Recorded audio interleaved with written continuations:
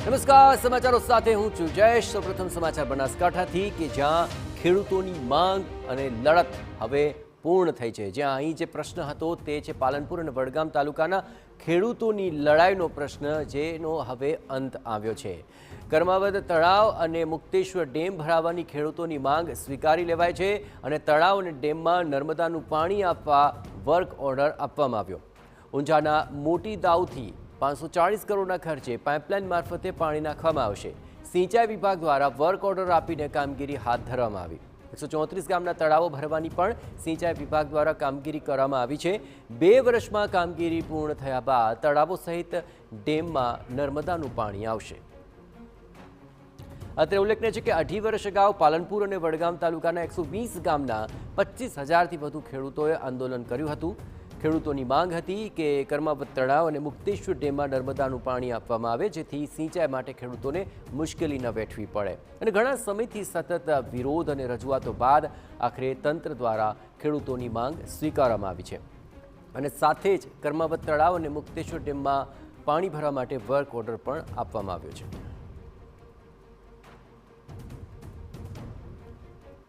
અને આ સમગ્ર મામલે વધુ વિગતે વાત કરવા માટે જોડાઈ રહ્યા છે ટીવી9 સંવાદદાતા અતુલ ત્રિવેદી। અતુલ, આખરે લાંબી એક લડત ચાલી, લડતની ફલશ્રુતિ શું રહી અને તેનાથી આગામી સમયની અંદર હવે આ અંત આવ્યા બાદ લડાઈનું શું પરિણામો જોવા મળશે? અતુલ,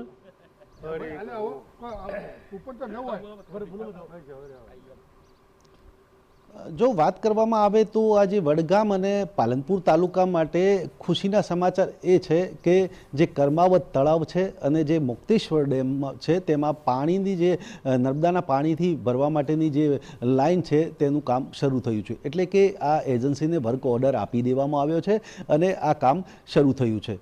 2.5 વર્ષ અગાઉ જે વડગામ અને પાલનપુર તાલુકાના 120 ગામના જે ખેડૂતો હતા, જે આશરે 25,000 ખેડૂતોએ આંદોલનની શરૂઆત કરી હતી અને કર્માવદ તળાવમાં પાણી ભરવા માટેની માંગ કરી હતી। જો કે આ માંગને હવે સ્વીકારાઈ છે, વર્ક ઓર્ડર આપી દેવાયો છે અને તેનું કામ પણ શરૂ થયું છે। જો કે આ અહીંયા જે કર્માવદ જે સમિતિ હતી તેના કેટલાક આગેવાનો અને ખેડૂતો પણ આપણી સાથે છે કે જે પ્રકારે તેમને છેલ્લા 2.5 વર્ષથી લડત આપી છે અને આખરે આ તેમને ફળ મળ્યું છે।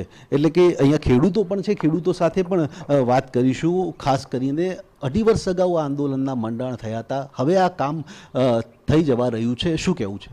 ગુરુ મહારાજની કૃપાથી અમારા પાલનપુર અને વડગામ બંને તાલુકાના પૂર્વ વિભાગ જે ખરો એના 100 કરતાં પણ વધારે ગામડાઓને પાણીની એટલી બધી અછત છે।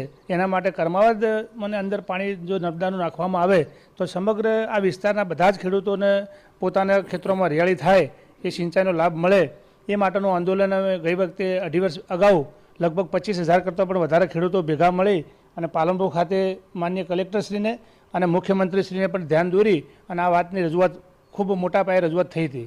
સમગ્ર કિસાન સંઘના આગેવાનો હોય, ભારતીય જનતા પાર્ટીના બધા આગેવાનો હોય કે બધા દરેક પાર્ટીના આગેવાનો હોય, સૌએ સાથ સહકાર આપ્યો હતો અને આ આંદોલનમાં બધાના સાથ સહકારથી મુખ્યમંત્રીશ્રીએ વાત અમારી સાંભળી અને એમને એ વખતે સ્વીકારી હતી।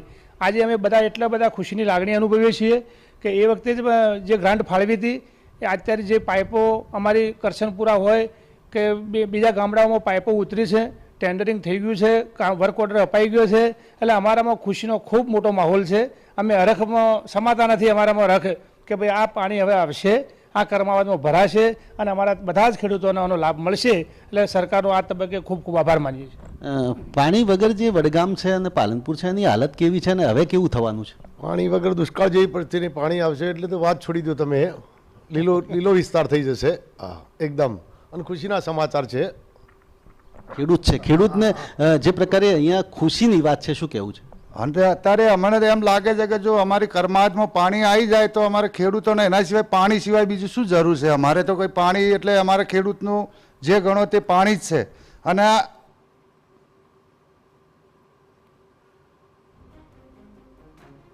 આભાર અતુલ, તમામ ગતિવિધિઓ પર આપ નજર રાખતા રહેજો। તો હવે ખેડૂતોની સમસ્યાનો હલ આવી ચૂક્યો છે, એક લાંબી લડતનો સુખદ અંત આવ્યો છે।